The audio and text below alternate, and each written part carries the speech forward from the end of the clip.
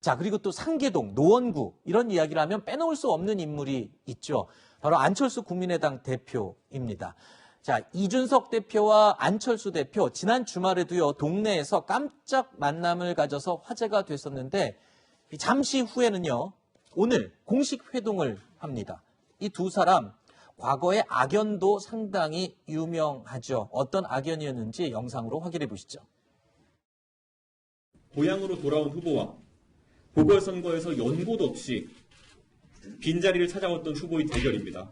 제가 안철수 대표에 대해서 했던 발언은 사석에서의 발언이었고 안철수 대표가 그렇게 하면은 비읍시읒 되는 거지란 발언을 했습니다. 그런데 거기서 저는 그것이 문제가 될 만한 발언이라고 생각하지 않고요. 안철수 대표가 저에게 공적인 관계에서 잘못했던 일도 있습니다.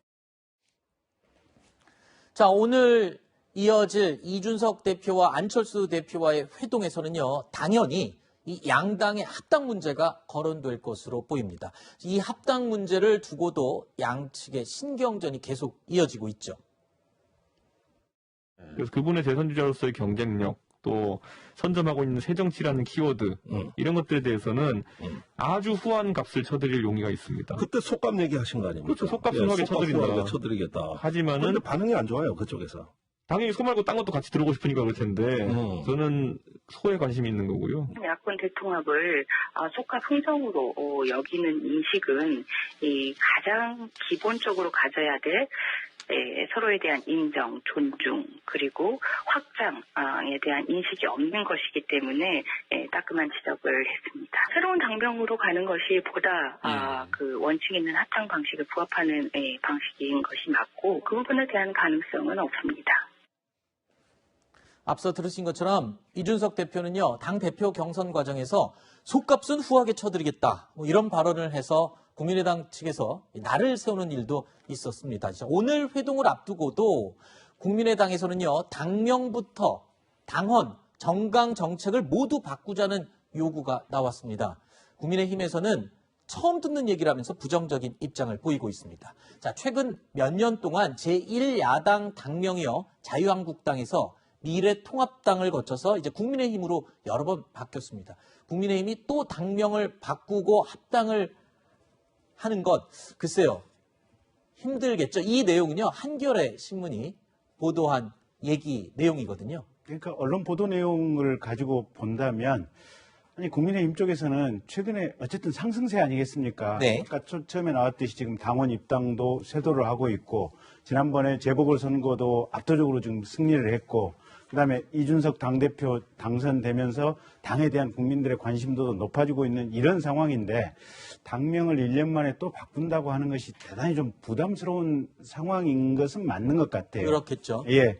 그리고 이준석 대표가 아까 자료화면에서 나왔듯이 지금 안철수 대표가 가지고 있는 이미지, 그러니까 중도 정치를 한다, 또 대통령 후보로서 가치, 그런 부분이 어떤 그런 장점이 분명히 지금 국민의당 쪽에 있는 반면에 지금 안 대표 같은 경우는 큰 틀에서 보면 좀 수세에 몰려 있는 상황인 것 같고요. 네. 두 번째는 여러 번 어떻게 보면 단일화 협상을 하는 과정에서 안 대표 측이 매우 가혹한 조건을 내세웠다고 하는 그런 이미지가 국민들 사이에 좀 형성이 돼 있는 것 같아요. 네. 그래서 아마 이번 합당 과정에서도 차라리 합당 의지가 없다면 그냥 초반에 합당 안 하겠다고 그냥 정확히 이렇게 선을 그어버리든지 그렇지 않으면 그냥 과감하게 받아들이는 것이 제가 보기에는 안 대표가 향후 대선 출마라든지 이런 포석에 있어서 훨씬 좋은 선택이 아닐까 그렇게 봅니다. 네. 그렇다고 해서 지금 의견이 좀 차이가 있다고 해서 양쪽 다 판을 깨자 뭐 이런 입장은 절대 아닌 것으로 지금 알고 있고요.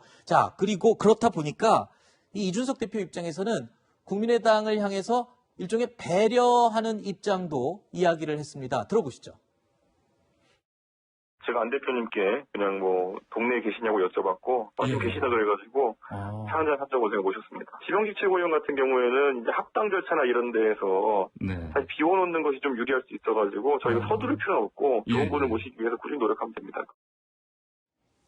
자, 그러니까 당 대표가 지명할 수 있는 최고위원, 이 최고위원을 합당 절차를 위해서 비워놨다라는 건데요. 안철수 대표를 배려하기 위해서인지 글쎄요. 국민의당도요. 지역위원장 임명 보류를 해놓은 상태인데 양측 모두 합당은 하겠다라는 입장 변함이 없습니다. 하지만 조금 더 양보를 해라. 합당의 대전제는 맞는데 네. 조금 더 서로 양보를 해라라고 지금 이견을 조정을 하고 있는 그런 과정인 거죠.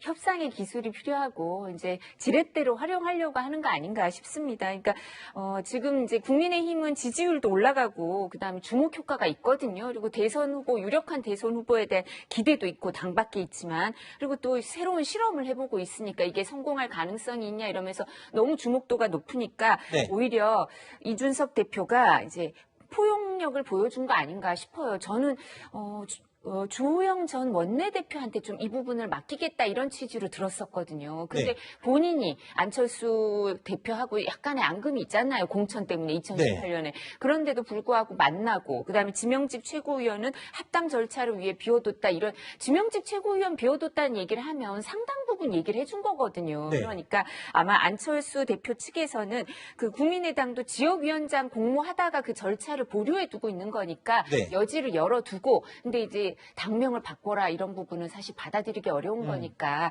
협상의 지렛대로 활용하는 거지 실제로 뭐 그 부분이 꼭 그렇죠. 받아들여져야 된다 이러기는 어렵지 않을까 싶습니다. 여러 가지 협상 카드 중에 하나로 이해를 하면 되겠군요.